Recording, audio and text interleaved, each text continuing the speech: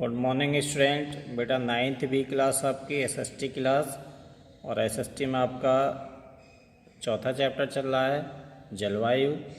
और जलवायु के बारे में बात हम कर रहे थे। लास्ट वीडियो में हमने बात की थी शीत ऋतु के बारे में, उसकी विशेषताओं के बारे में। आज हम बात करेंगे ग्रीष्म ऋतु। ग्रीष्म ऋतु हमारी जो गर्मी का मौसम होता है उसके बारे में बात करते हैं। गर्म ऋतु जो होती है हमारी, और ये हमारी अप्रैल से स्टार्ट हो जाती है और जून तक चलती है। ठीक है, तो इसके बारे में बात करते हैं। ग्रीष्म ऋतु इसे बोलते हैं, इसकी विशेषता क्या है इसके बारे में बात करते हैं।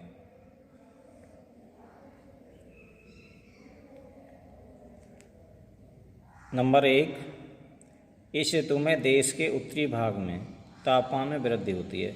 हमारे देश का जो उत्तरी भाग है ना, उसमें क्या टेम्परेचर बढ़ जाता है, और टेम्परेचर बढ़ने से क्या होता है, वायु दाब कम हो जाता है।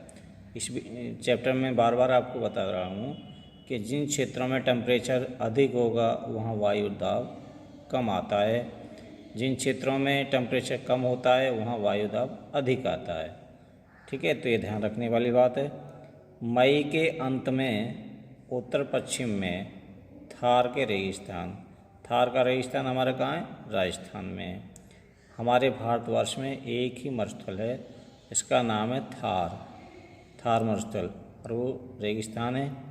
मरुस्थल कह दो या रेगिस्तान एक ही बात है। और वो हमारे राजस्थान जो हमारा राज्य है उसमें स्थित है। वो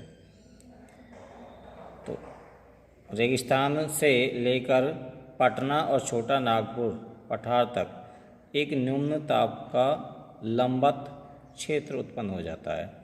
मतलब रेगिस्तान से लेकर के और हमारे पटना, हमारा बिहार की राजधानी है, छोटा नागपुर तक एक कम दाब बन जाता है। कम दाब कैसे बन जाता है कि टेम्परेचर बढ़ जाता है, तापमान ज़्यादा होता है तो वायु दाब कम हो जाता है। ठीक है, तो वहाँ तक हमारा वायु दाब कम हो जाता है इस क्षेत्र तक, जिसके परिणाम स्वरूप इस क्षेत्र में चारों ओर पवन का परिसंचरण यानी कि सर्कुलेशन आरंभ हो जाता है, और उसमें गर्म हवाएं चलने लगती हैं।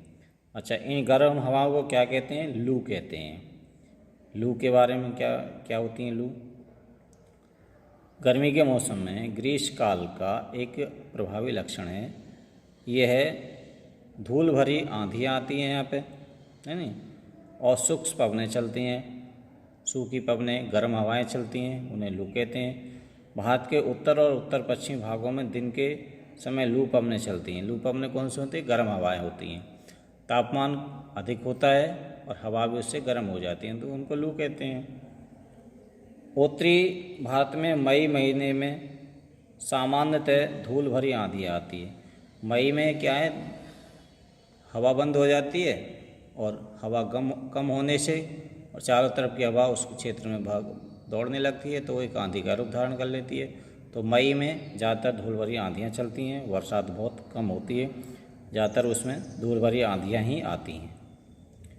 ये अस्थायी रूप से आरामदायक होती हैं। आरामदायक में तो जितनी देर आंधी चलेगी मौसम ठंडा हो जाएगा, ठंडा होगा तो गर्मी के मौसम में थोड़ी सी लोगों को राहत मिल जाती है, इसलिए आरामदायक भी होती हैं कुछ समय के लिए, क्योंकि इसके माध्यम से तापमान में गिरावट आ जाती है और हल्की बरसात भी हो जाती है कभी कभी इनके साथ। इसलिए तापमान कम होने से लोगों को आराम महसूस होता है। गर्मी से थोड़ी देर के लिए, एक दिन के लिए या 2 दिन के लिए हमें छुटकारा मिल जाता है। कभी कभी तीव्र हवाओं के साथ गर्ज वाली मूसलाधार वर्षा भी हो जाती है। ये कभी कभी होता है, हर समय नहीं होता, कभी कभी विरल हो जाता है कि कभी भारी वर्षा होगी हो, लेकिन ऐसा बहुत कम होता है। इसके साथ ही हिम वृष्टि भी होती है। पहाड़ी क्षेत्रों पर क्या हो जाता है, बरसात के साथ यहाँ पे बरसात हो गई, पहाड़ी क्षेत्रों पर कभी कभी बर्फ़ भी पड़ जाती है। वैशाख महीने होने के कारण पश्चिमी बंगाल में इसे काल वैशाखी कहा जाता है।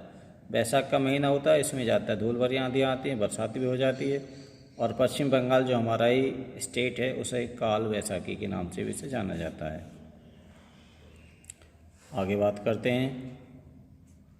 दक्षिणी भारत के कर्नाटक और केरला राज्य में ग्रीष्म ऋतु के अंत में पूर्वी मानसून वर्षा होती है, जिसे आम जल्दी पक जाते हैं। इस कारण इसे आम्र वर्षा भी कहा जाता है। अब जो हमारा केरल राज्य है या कर्नाटक राज्य है, वहाँ में मई के लास्ट में या मई में भी वहाँ पे वर्षा हो जाती है। मानसून के आने से पहले कुछ वर्षा वहाँ हो जाती है, जैसे हमारे यहाँ मानसून के आने से पहले वर्षा हो जाती है थोड़ी बहुत, ऐसे ही वहाँ पे वर्षा हो जाती है। तो उस समय वहाँ आम की खेती होती है। आम की खेती होती है तो आम उस वर्षा से बड़े अच्छे पक जाते हैं, जिससे वहाँ आम्र वर्षा भी उसे कहा जाता है, इसे माना जाता है वहाँ पे। तो इस नाम से भी उसे पुकारा जाता है, मैंगो सावर के नाम से भी उसे पुकारा जाता है।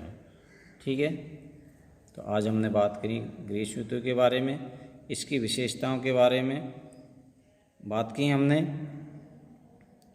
नेक्स्ट वीडियो में ग्रीष्म ऋतु के तापमान में भिन्नता किस तरह से होती है उसके बारे में बात करेंगे।